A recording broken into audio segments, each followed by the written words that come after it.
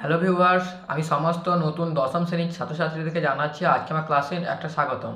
এখন আমি তোমাদের জন্য নিয়ে এসেছি, দেখতেই পাচ্ছ, তোমরা তোমাদের থাম্বনেল দেখে বুঝতেই পেরেছো আজকে আমার ক্লাসে কোথায় থাকছে তোমাদের জন্য প্রশ্ন বিচিত্রা। যেহেতু তোমাদের জন্য এখানে তোমরা মাধ্যমিক পরীক্ষা দেবে, তাই তোমাদের জন্য খুব তাড়াতাড়ি তোমাদের প্রশ্ন বিচিত্রা বেরিয়ে পড়েছে। দেখতেই পাচ্ছ তোমরা সেই প্রশ্ন বিচিত্রাটা। এখানে তোমাদের জন্য ভলিউম 1, দেখো এখানে লিখে যাচ্ছে ভলিউম 1 মানে first second summative valuation test. এখানে তোমাদের জন্য ফার্স্ট এবং সেকেন্ড সামেটিভ দেওয়া আছে। আর যেহেতু আমাদের এই চ্যানেলটা বেশিরভাগ সময় ফিজিক্যাল সায়েন্স মানে সায়েন্সের ক্লাসগুলো করা হয়, তাই আজকের ক্লাসের জন্য করে দিতে চলেছি আমি তোমাদের জন্য যে তোমাদের এখানে ফার্স্ট সামেটিভ আছে, সেই ফার্স্ট সামেটিভের সায়েন্সের উত্তরগুলো মানে ফিজিক্যাল সায়েন্সের উত্তরগুলো। তার মধ্যে আবার দেখো তোমাদের এবারে প্রথমে কেমন করেছে, সেখানে শর্ট এমসিকিউগুলো উত্তর দিয়ে দেওয়া আছে, তাই তোমাদের আমি সেই এমসিকিউগুলো করে দিচ্ছিলাম। যদি করে দেবো তাহলে সেগুলো তোমরা কমেন্টে জানাবে, দরকার নেই, কেননা তোমাদের এমনিতে সম্পূর্ণভাবে সঠিকভাবে উত্তর দেওয়া হচ্ছে তোমাদের উত্তরে। তাই আমি তোমার জন্য নিয়ে এসেছি VSQ বা ভেরি শর্ট টাইপ কোশ্চেন অ্যান্সারগুলো। তাহলে চলো সেইটাকে শুরু করা যাক। আজকের ক্লাসে যে তোমাদের 13টা ক্লাস দেওয়া ছিল, আর তোমাদের 4টে ক্লাসে আজকের ক্লাসে করে দিচ্ছি। যেহেতু তোমাদের মাধ্যমিক পরীক্ষা দিতে হবে এর পরের বছর, তাই সেই অনুযায়ী তোমরা প্রস্তুতি শুরু করো, আর সেইভাবে আমি তোমাদের জন্য সম্পূর্ণভাবে ক্লাসটা নিয়ে আসতে চলেছি। তাহলে চলো আজকে আমার ক্লাসটাকে শুরু করা যাক, লেটস গো। তোমরা হয়তো অনেকে এখন পর্যন্ত বিশ্বাসই করতে পারছো না যে তোমাদের প্রশ্নবিচিত্রা বেড়ে গেছে, কিন্তু হ্যাঁ, তোমরা খুব তাড়াতাড়ি অনেক হয়তো প্রশ্নবিচিত্রা কেনাও হয়ে গেছে। তাদের বলবো তোমরা অবশ্যই ক্লাসটা দেখে নাও, এখানে তোমার জন্য আমি সমস্ত ভাবে ভৌত বিজ্ঞান উত্তরগুলো সলভ করে দিচ্ছি। এইটা হচ্ছে সেই বইটারই এখানে এটা হচ্ছে প্রথম স্কুল। আমি প্রথম স্কুলে এমসিকিউগুলো করে দিচ্ছি না, কেননা তোমাদের জন্য এমসিকিউর উত্তরগুলো তোমাদের বই শেষে একদম দেওয়া আছে, তোমরা সেখান থেকে দেখে নাও। দেখো তোমাদের জন্য নিয়ে এসেছি আমি গ্রুপ বি। এখানে তোমাদের আমি সম্পূর্ণভাবে উত্তরগুলো সলিউশন করে দিতে চলেছি। কোনো দ্বিধা না করে তোমরা ক্লাসটি সম্পূর্ণভাবে দেখবে, এবং যারা আমার চ্যানেলে নতুন এসেছো এবং এইভাবে আরও ভিডিওগুলো পেতে চাও, অবশ্যই তোমরা আমার চ্যানেলটিকে সাবস্ক্রাইব করে রাখবে। তাহলে চলো দেখো কী দেওয়া ছিল, নিম্নলিখিত প্রশ্নগুলির উত্তরে দাও বিকল্প প্রশ্নগুলি লক্ষণীয়।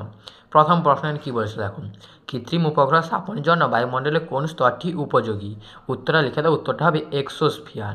উত্তরটা কী হবে? এক্সোস্ফিয়ার। এটা হলো তোমাদের প্রথম প্রশ্ন, এটা তোমাদের পরিবেশের জন্য ভাবনা থেকে দিয়েছি।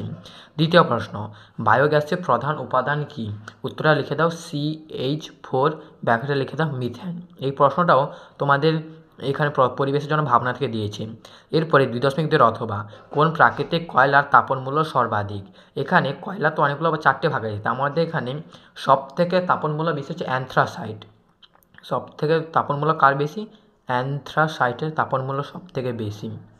আর এই প্রশ্নটা তোমাদের পরিবেশের জন্য ভাবনা থেকে এসেছিলো। এরপর তৃতীয় প্রশ্ন, প্রদত্ত বিবৃতিটি সত্য না মিথ্যা লেখো। তাপমাত্রা পরম স্কেলে ঋণাত্মক তাপমাত্রা পাওয়া সম্ভব নয়। এই প্রশ্নটা তোমাদের কিন্তু এখানে গ্যাসের আচরণ থেকে দিয়েছে, এই কথাটি উত্তরটা হবে সত্য। কেন দেখো, তাপমাত্রা পরম স্কেলে ঋণাত্মক তাপমাত্রা পাওয়া সম্ভব নয়। তাপমাত্রা পরম স্কেল মানে কত? -273। -273 থেকে কি আর কোনো ঋণাত্মক সংখ্যা পাওয়া সম্ভব না? যেহেতু পাওয়া সম্ভব নয়, অতএব 273ই সব থেকে ঋণাত্মক, এর থেকে পাওয়া সম্ভব, এর থেকে নিচে ঋণাত্মক পাওয়া সম্ভব নয়, তাই কথাটা হবে সত্য। এরপরে প্রদত্ত বিবৃতিটি সত্য না মিথ্যা লেখো। আদর্শ গ্যাসে অণুগুলির আয়তন শূন্য হয়। এ কথাটি মিথ্যা, কারণ আদর্শ গ্যাসে আয়তন কখনো শূন্য হয় না। এরপরে 2.4, STPতে 44.8 লিটার আয়তনে কোনো গ্যাসের জন্য আদর্শ সমীকরণটি কী হবে তা লিখুন।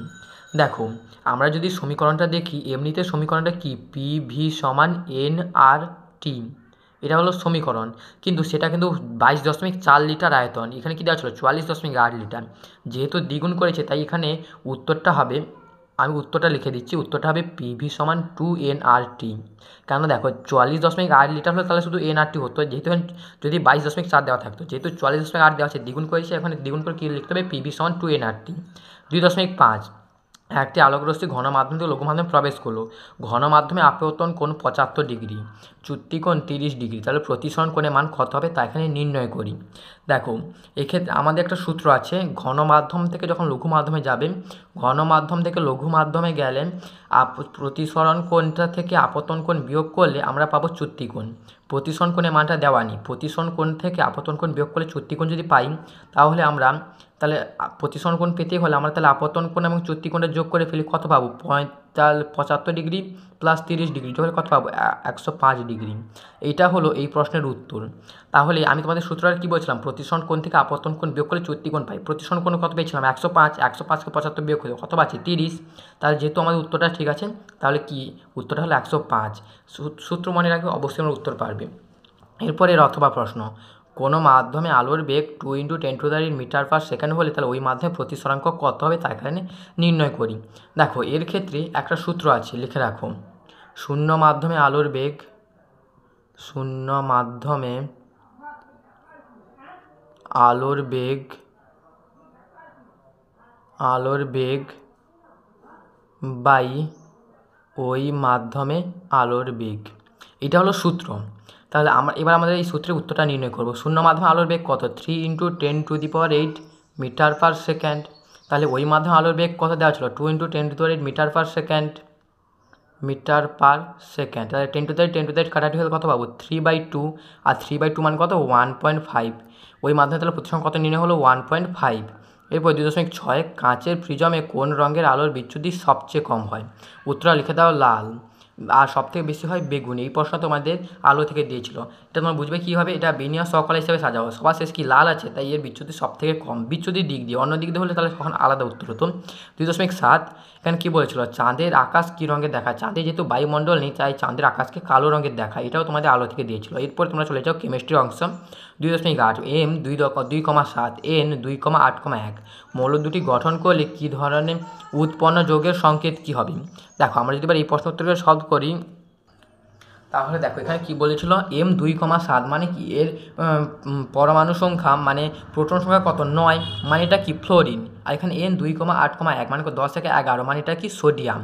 তাহলে এটা হচ্ছে তড়িৎযোজী, এটা হচ্ছে সমযোজী। মৌল দুটি দ্বারা যৌগ গঠন করলে উৎপন্ন যৌগের সংকেত কী হবে?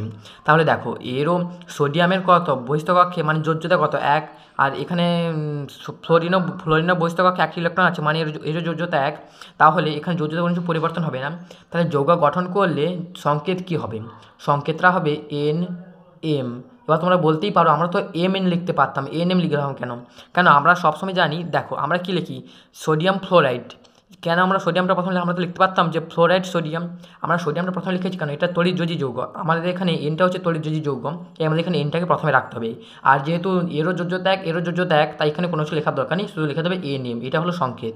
এরপর অথবা দেখি প্রশ্ন, M 2,8,7 N 2,8,8,1 মৌল দুটি কী ধরনের যোজ্যতা যৌগ দ্বারা যৌগ গঠন করবে?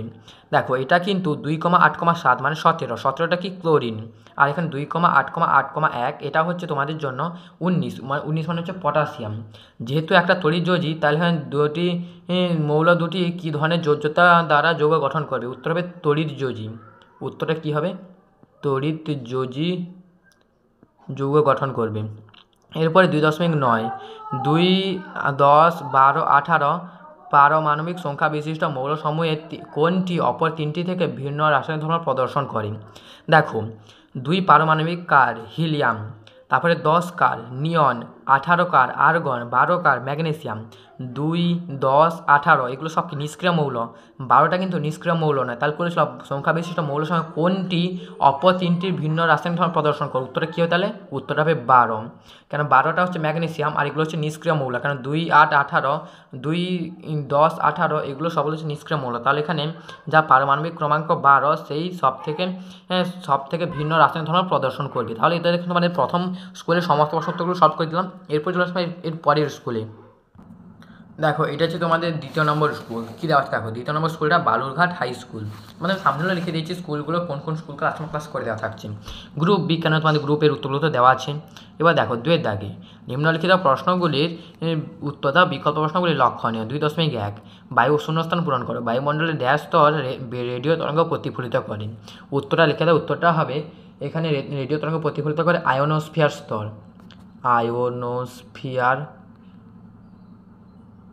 আয়োনোস্ফিয়ার স্তর হলো।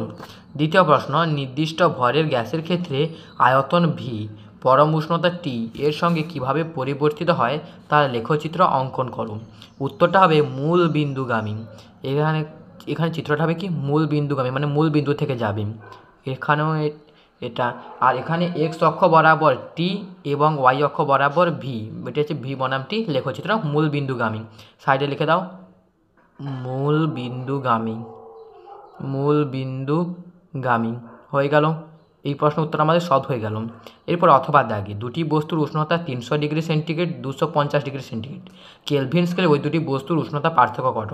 দেখো আমাদের প্রথমে সেন্টিগ্রেড স্কেলে কত পার্থক্য, 50 ডিগ্রি সেন্টিগ্রেড পার্থক্য। তাহলে আমাদের এবার সেন্টিগ্রেড থেকে কেলভিন নিয়ে যেতে হবে, তাহলে কেলভিন নিয়ে যেতে কি 273 যোগ করতে হবে, তাহলে 50 প্লাস 273 কেলভিন। তাহলে যোগ করে দাও, যোগ করলে আমরা কত পাবো 3, এখানে তারপর 7 5 12 2 হাতে হলো 1, 323 কেলভিন হলো। উত্তর হয়ে গেল 323 কেলভিন। এবার 2.3 চার্লসের সূত্রে 1/273 ভগ্নাংশটি কী নামে পরিচিত? এই প্রশ্ন উত্তরটা হবে গ্যাসের আয়তন গুণাঙ্ক। উত্তরটা কী হবে, গ্যাসের আয়তন গুণাঙ্ক হলো। এটা তোমাদের বইয়ের প্রশ্ন, এটা তোমাদের এখানে বিহেভিয়ার অফ গ্যাসেস বা গ্যাসের আচরণ থেকে দিয়েছিলাম। এরপর 2.4 কোলবেট থেকে কোন জ্বালানি আরোহণ করা হয়? লিখে দাও এটা CH4 ব্যাকেটে মিথেন। এটা তোমাদের যেহেতু মিথেনটা মানে CH4 আমি আগের মানে 1 নম্বর পেজে লিখেছি, তাই এখানে লিখে দিচ্ছি না। বিবৃতিটি সত্য বা মিথ্যা লিখুন। দুটি মাধ্যমে আপেক্ষিক প্রতিসরাঙ্ক আলোর বর্ণের উপর নির্ভর করে, কথাটি সত্য। এখানে এই প্রশ্ন তোমাদের আলো থেকে দিয়েছিল। এরপর একটি জলবিন্দু কোন লেন্সের মতো আচরণ করে? উত্তরটা লিখে দাও এটা অপসারী লেন্সের মতো আচরণ করে। একটি জলবিন্দু অপসারী লেন্সের মতো আচরণ করে। দেখো তোমাদের জন্য আমি ক্লাসটা নিয়ে আসতে চলেছি, একটু হয়তো ক্লাসটা বড় হবে, কেন 4 পিস তো, আর এখানে তোমাদের জন্য একটু বড় হতেও পারে, তাই তোমরা ক্লাসটা সম্পূর্ণ দেখবে। এবং এখানে তোমার জন্য আমি সম্পূর্ণভাবে সবসময় ফিজিক্যাল সায়েন্সের উত্তরগুলো সলভ করে দিই, সেই হিসাবে তোমরা অবশ্যই একটা সাবস্ক্রাইব করে দিয়ে যাবে, কেননা তোমরা এখানে সম্পূর্ণভাবে ফিজিক্যাল সায়েন্সের সলিউশন পাবে। এরপর দেখো পরের প্রশ্ন, সরল ক্যামেরায় আলো প্রবেশ করার সময় কে নিয়ন্ত্রণ করে? উত্তরটা হবে ডায়াফ্রাম। ডায়াফ্রাম এখানে আলো প্রবেশ করার সময় নিয়ন্ত্রণ করে। এরপরে 2.7 আলো তরঙ্গ দৈর্ঘ্য ল্যামডা এবং বিক্ষেপিত আলোর তীব্রতা আই হলে, তাহলে I variation lambda two the power n হলে, তাহলে n এর মানটা কত হবে? দেখো n এর মানটা এখানে যেটা হবে সেটা হচ্ছে n এর মানটা হবে lambda equal to 1/i to the power 4। কী হবে, lambda equal to 1/i to the power 4। এরপরে 2.8 মুদ্রা ধাতুগুলো দীর্ঘ পর্যায় সারণীতে কোন শ্রেণীতে অবস্থান করছে? উত্তরটা হবে 11 নম্বর শ্রেণীতে অবস্থান করছে। কত নম্বর শ্রেণী? 11 নম্বর শ্রেণীতে। এরপরে অথবা দাগে প্রদত্ত মৌলগুলিকে ক্রমহ্রাসমান তড়িৎ ঋণাত্মকতা অনুযায়ী সাজাও। ক্লোরিন দেওয়া আছে, ক্লোরিন বলছি, carbon, hydrogen, oxygen, nitrogen, boron, fluorine এগুলো দেওয়া আছে। এগুলোকে আমাদের তড়িৎ ঋণাত্মকতা সাজানোর আগে আমাদের এখানে পারমাণবিক ক্রমাঙ্ক জানতে হবে। বোরনের 5, কার্বনের 6, নাইট্রোজেনের 7, অক্সিজেনের 8, ফ্লোরিনের 9। দেখো যত পারমাণবিক ক্রমাঙ্ক বেশি হবে তার তড়িৎ ঋণাত্মকতা তত বেশি হবে। এখানে তাহলে ফ্লোরিনের সব থেকে বেশি, কিন্তু তড়িৎ ঋণাত্মকতা ক্রমহ্রাসমান। ক্রমহ্রাসমান মানে কি, বড় থেকে ছোট সাজাতে হবে। তাহলে এখানে ফ্লোরিনের সব থেকে বড়, তার থেকে ছোট কত 8 মানে কত অক্সিজেন, তারপরে 7 ছোট কত 7 মানে কি নাইট্রোজেন, তারপরে ছোট কত নাইট্রোজেন পর কত আছে কার্বন, তার সব থেকে ছোটো হচ্ছে কি বোরন। কেন বোরনের পারমাণবিক ক্রমাঙ্ক সব থেকে কম। আর তখন বলছিলাম পারমাণবিক ক্রমাঙ্ক যার কম তার বেশি, তার তড়িৎ ঋণাত্মকতাও কম। ABC 3টি পরমাণু ক্রমাঙ্ক বেশি 15, 17 এবং 20। এদের মধ্যে কোন দুটি সমযোজী বন্ধনের মাধ্যমে যুক্ত হবে তা এখানে দেখি। তাহলে দেখো 15 এখানে কার যদি আমাদের জানতে হবে, এবং 20 তো আমরা জানি ক্যালসিয়াম, তাহলে এখানে সি মৌলটা কী হলো, ক্যালসিয়াম হলো। এরপর 17টা মানে কত, 17 মানে হচ্ছে বি 17 মানে কি ক্লোরিনটা হচ্ছে 17। আর তারপরে এ কী দেওয়া ছিল, এ দেওয়া ছিল 15। আমরা জানি 11 থেকে সোডিয়াম ও ম্যাগনেসিয়াম। তাহলে দেখো যেহেতু 15 তার মানে এটা হচ্ছে কি ফসফরাস। তাহলে কী বলছিল, কোন দুটি মৌল সমযোজী বন্ধনের মাধ্যমে যুক্ত হবে? এটা তো ক্যালসিয়াম, যেহেতু লাস্টে আম দেওয়া আছে মানে এটা কখনই এটা তড়িৎ যৌগ, সমযোজী যৌগ নয়। ক্লোরিনও সমযোজী যৌগ, এখানে লাস্টে আম দেওয়া নেই। ফসফরাসও সমযোজী যৌগ, কারণ এখানে আম দেওয়া নেই। তাহলে কোন দুটি মৌল, উত্তরটা কী হবে এ ও বি। তোমরা কখনই কিন্তু ক্লোরিন অথবা ফসফরাস লিখবে, এটা আমাদের বোঝার সুবিধার্থে আমি তোমাদের দিয়েছি। তাই এটা কী হবে, ক্লোরিন এবং ফসফরাস পদে কী লিখতে হবে আমাদের এ ও বি হলো। এখানে তোমাদের দেখো সম্পূর্ণভাবে এখানে তোমাদের জন্য বালুরঘাট হাই স্কুলে সম্পূর্ণভাবে উত্তরগুলো সলভ করে দিলাম। এরপর যাচ্ছে আমাদের 3 নম্বর স্কুল কন্টাই হাই স্কুলে। এরপর 3য় নম্বর যে স্কুলে বলছিলাম কন্টাই হাই স্কুল, সেই কন্টাই হাই স্কুলে আমি এখানে প্রশ্নগুলো উত্তরগুলো সলভ করে দিচ্ছি। 1 মার্কগুলো প্রথম থেকে বলছি, 1 মার্কের উত্তরগুলো সলভ করে দেওয়ার কোনো দরকার নেই, কেননা তোমরা উত্তরে দেখবে উত্তরের দেওয়া আছে। 2 দাগে কী বলেছিল এখানে, নিম্নলিখিত প্রশ্নগুলির উত্তর দাও, বিকল্প প্রশ্নগুলি লক্ষণীয়। প্রথম প্রশ্ন, বিশ্ব উষ্ণায়নে কোন গ্যাসের অবদান সর্বাধিক? এই প্রশ্ন উত্তরটা হবে সিএফসি, কেন এটা তোমাদের সিএফসিটা প্রায় 50% পর্যন্ত দায়ী। আর তারপরে কার্বন ডাইঅক্সাইড, তাই এখানে উত্তরটা কী হবে CFC। এরপরে 2.2 শূন্যস্থান পূরণ করো। বায়ুর অনুপস্থিতিতে জৈব আবর্জনা পচনে ড্যাশ গ্যাস উৎপন্ন হয়। এটা হচ্ছে CH4, মানে সমস্ত স্কুলে একটা না একটা CH4 মাস্ট বি আসবে। CH4 মানে কি মিথেন। এরপরে অথবা দেখে প্রশ্ন, পাওয়ার অ্যালকোহল কি? চলো আমরা এই প্রশ্ন উত্তরটাকে দেখে নিই। এটা দেখো, এটা হচ্ছে কি পাওয়ার অ্যালকোহল। এখানে কি বলছিলাম, পাওয়ার অ্যালকোহল হলো আসলে ইথাইল অ্যালকোহল, যার সংকেত C2H5OH, পেট্রোল ও খুব সামান্য পরিমাণে বেনজিনের মিশ্রণ। এবং পেট্রোলের ভাণ্ডার সীমিত দেশগুলিতে গাড়ির ইঞ্জিনে পাওয়ার বা ক্ষমতা বাড়ানোর জন্য এই মিশ্রণটি ব্যবহার করা হয়। এই কারণে একে পাওয়ার অ্যালকোহল বলা হয়। এখানে যদি বলছিলাম আমাদের শর্ট কোশ্চেন, পাওয়ার অ্যালকোহল কি, তোমরা শুধু এটা লিখবে ইথাইল অ্যালকোহল, পেট্রোল ও খুব সামান্য পরিমাণে বেনজিনের মিশ্রণ। ওটা ছিল আমাদের 2.2 অথবার প্রশ্ন। এরপর তৃতীয় প্রশ্ন, বলযমান ধ্রুবক ও রাসায়নিক গ্যাস ধ্রুবকের মধ্যে সম্পর্ক লিখো। রাসায়নিক গ্যাস ধ্রুবককে আমরা কি জানি, আর জানি তো। তাহলে এরপরে কি, বলযমান ধ্রুবক কে সমান R/N হলো। এখানে ধ্রুবকটা কি, কে সমান R/N। এরপরে 2.4 বিবৃতিটি সত্য না মিথ্যা লেখো। উষ্ণতা দ্বিগুণ করলে গ্যাস অণুর গড় গতিশক্তির মানও দ্বিগুণ হবে। কথাটি কিন্তু মিথ্যা। এটা হলো 2.4। এরপর 2.5 গাড়ির হেডলাইটে কোন ধরনের দর্পণ ব্যবহার করা হয়? এই প্রশ্নের উত্তরটি এবার আমরা সলভ করি। এখানে কোন ধরনের দর্পণ বলেছিল, তো এই প্রশ্নের উত্তরটি হবে, দেখো, গাড়ির হেডলাইটে অবতল দর্পণ ব্যবহার করা হয়। কী দর্পণ? উত্তরটা হবে অবতল দর্পণ। আমাদের একটু উপরের দিকে লিখতে হচ্ছে, কেননা সেই সাইডে আরও একটা প্রশ্ন দেওয়া ছিল, তোমরা একটু দেখে নাও, আমি তোমাকে বলে দিচ্ছি, উত্তরটা হবে অবতল দর্পণ। এরপর অথবা প্রশ্ন, কোন ধরনের লেন্স বিবর্ধক কাঁচ হিসেবে ব্যবহৃত হয়? এটা হবে উত্তল লেন্স। উত্তল লেন্স। কোন ধরনের লেন্স বিবর্ধক কাঁচ হিসেবে ব্যবহৃত হয় না? উত্তল লেন্স। এরপর 2.6 কোনো সবুজ রঙের কাঁচের মধ্য দিয়ে লাল ফুলকে কেমন দেখাবে? উত্তরটা হবে কালো, কেননা সবুজ রঙের লাল ফুলকে কালো রঙে দেখায়। 2.7 দুই মাধ্যমে বিভেদ তলে আলোক রশ্মি লম্বভাবে আপতন করলে তার প্রতিসরণ কোণের মান কত হবে? যেহেতু 90 ডিগ্রি কোণ আপতিত হয়েছে, তাই প্রতিফলন কোণের মান কত হবে? 0 ডিগ্রি। প্রতিফলন কোণের মান কত? 0। 2.8 চ্যালকোজেন মৌলগুলো আধুনিক পর্যায়ে কত নম্বর শ্রেণীতে অবস্থিত? এটা খুবই আরেকটা সহজ প্রশ্ন, উত্তরটা হবে 15 নম্বর শ্রেণীতে অবস্থিত। কত নম্বর শ্রেণী? 15 নম্বর শ্রেণী। এরপর অথবা প্রশ্ন, দুটি মুদ্রা ধাতুর নাম লিখো। মানে যে সমস্ত ধাতু দিয়ে মুদ্রা তৈরি করা হয়। কি? সিলভার AU, তারপরে AG, অরাম এবং আর্জেন্টাম, মানে এটা সোনা, একটা হচ্ছে রূপা, এই দুটো দিয়ে আমাদের মুদ্রা তৈরি করা হয়। তাহলে একটা হবে AU, একটা হবে AG।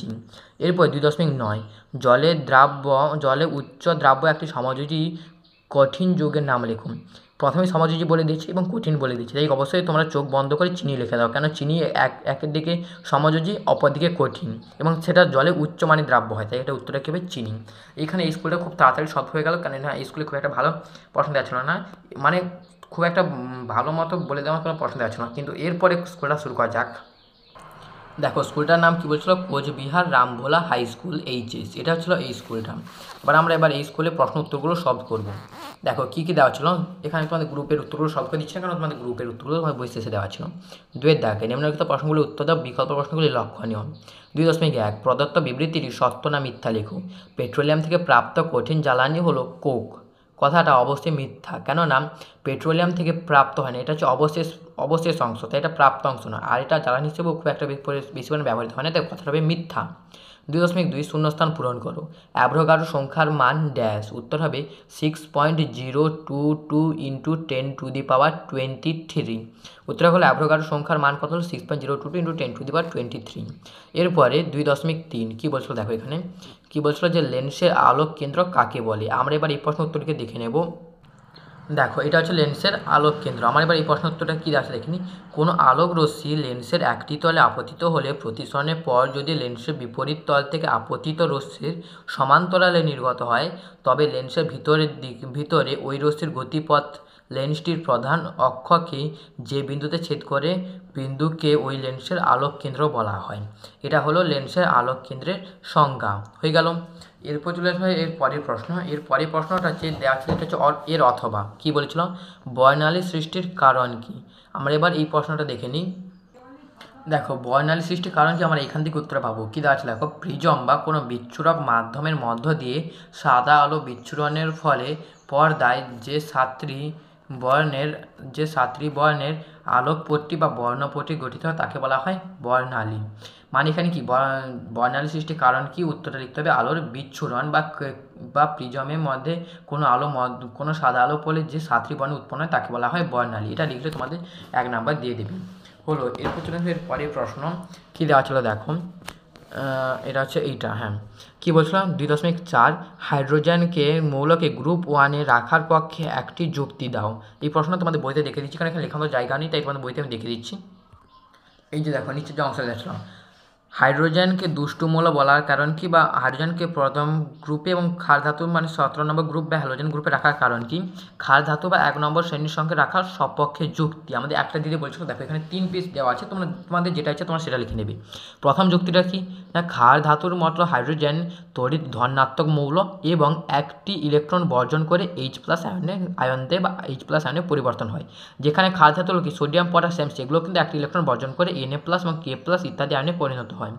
দ্বিতীয় পয়েন্ট, ক্ষার ধাতুর মতো হাইড্রোজেনের সর্ববহিস্থ কক্ষে একটি ইলেকট্রন থাকে, স্বাভাবিক ব্যাপার, কারণ যেহেতু একটা ইলেকট্রন ত্যাগ করছে তার মানে অবশ্যই সর্ববহিস্থ কক্ষে একটা ইলেকট্রন থাকবে, যা হাইড্রোজেনের যোজ্যতা 1 হয়, যেটা হচ্ছে ক্ষার ধাতুর যোজ্যতা 1।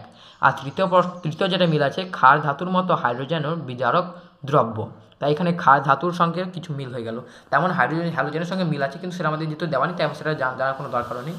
এরপরে দেখো কি, এটা হলে আমাদের 2.4 এরপরে অথবা দেখে আয়োনাইজেশন বিভবের মান শ্রেণী ও পর্যায় বরাবর কীরূপ পরিবর্তিত হয়। আয়োনাইজেশন বিভবের মান শ্রেণী ও পর্যায় বরাবর কীরূপ পরিবর্তন হয় তা আমাদের প্রশ্ন উত্তরে দেখতে হবে। দেখো এখানে লিখে দেওয়া ছিল আয়োনাইজেশন শক্তির পরিবর্তন প্রবণতা, পর্যায় বরাবর পরিবর্তন না, পর্যায় সারণী কোনো পর্যায়ে বাম দিক থেকে যত ডান দিকে যাওয়া যায় তত আয়োনাইজেশন শক্তি তত বৃদ্ধি পায়, এটা হচ্ছে প্রথম। আর দ্বিতীয় পয়েন্টে কি দেওয়া ছিল শ্রেণী বরাবর, পর্যায় সারণীতে যত একটি শ্রেণী উপর থেকে যত নিচে যাওয়া যায় তত আয়োনাইজেশন শক্তি হ্রাস পায়। হয়ে গেল দুটো পয়েন্ট, মানে এখানে বলেছিল পর্যায় বরাবর এবং শ্রেণী বরাবর। পর্যায় বরাবর বলে দিলাম, পর্যায় বরাবর গেলেও যদি পর্যায় বরাবর যায় তত বাম দিক থেকে ডান দিকে বৃদ্ধি পাবে এবং শ্রেণী বরাবর উপর থেকে নিচে দিকে গেলে হ্রাস পাবে। এরপর দেখো কী দেওয়া ছিল 2.5 এমন একটি যৌগের নাম লেখো যা গ্যাসীয় অবস্থায় সমযোজী যৌগ কিন্তু যা জলীয় দ্রবণ তড়িৎ পরিবহন করে। এমন একটা কোন যৌগ হবে, এটা হবে হাইড্রোক্লোরিক অ্যাসিড বা HCl গ্যাসীয় অবস্থায় সমযোজী, এটা সমযোজী যৌগ, কিন্তু জলীয় দ্রবণ মানে যখন এটা হাইড্রোক্লোরিক অ্যাসিডে পরিণত হয়ে যাচ্ছে তখন এটা তড়িৎ পরিবহন করে। এরপর 2.6 একটি প্রিজমে কয়টি আয়ত ঘনকার তল আছে, উত্তরটা লিখে দাও, উত্তরটা হবে 3টি আয়ত ঘনকার তল আছে। এরপরে অথবা দেখে প্রশ্ন শূন্যস্থান পূরণ করো। বস্তুর ত্রিমাত্রিক বোধ সৃষ্টির জন্য চোখের ড্যাশ দৃষ্টির জন্য, বা বস্তুর ত্রিমাত্রিক বোধ সৃষ্টি হয় চোখের ড্যাশ দৃষ্টির জন্য, উত্তরটা হবে দ্বিনেত্র দৃষ্টির জন্য চোখে ত্রিমাত্রিক বোধ সৃষ্টি হয়। 2.7.1 সুপারসনিক জেট বিমান চলাচল করে, উত্তরটা হবে স্ট্র্যাটোস্ফিয়ার স্তর দিয়ে। আমি শুধু 1 লিখছি কেন, এখানে শুধু 1 দিয়ে আছে সেই অনুযায়ী। বয়লের সূত্র যে P বনাম V লেখচিত্র, উত্তরটা হবে সমপরাবৃত্ত। এরপর দন্ত চিকিৎসকরা ব্যবহার করেন, উত্তরটা হবে 3-এর দাগে অবতল দর্পণ। হয়ে গেল, এখানে তোমাদের 3টে প্রশ্ন উত্তর সলভ হয়ে গেল। দেখো আমি তোমাদের কথা অনুযায়ী যেভাবে কথা বলছিলাম সেইভাবেই তোমার জন্য আমি 4টে স্কুল মানে আলিপুরদুয়ার স্কুল, তার সঙ্গে Contai high school, Balurghat high school এবং এরপরে কোচবিহার রামভোল হাই স্কুলও সম্পূর্ণ প্রশ্ন উত্তর সলভ করে দিলাম। এভাবে তোমাদের আরও 4টে স্কুলকে দিতে হতে জাস্ট তোমাদের মধ্যে 1 সপ্তাহের মধ্যে তোমাদের জন্য ফার্স্ট মিনিট আমি শেষ করে দিতে চলেছি। তারপর লাইফ সায়েন্স, এরপর তোমার যদি কোনো কিছু ক্লাস দরকার হয় তাহলে তোমরা সেগুলো কমেন্ট জানালে সেগুলো আমি উত্তর নিয়ে আসার চেষ্টা করবো। এখন মতো tata, bye bye, good bye, দেখা হচ্ছে ক্লাসে।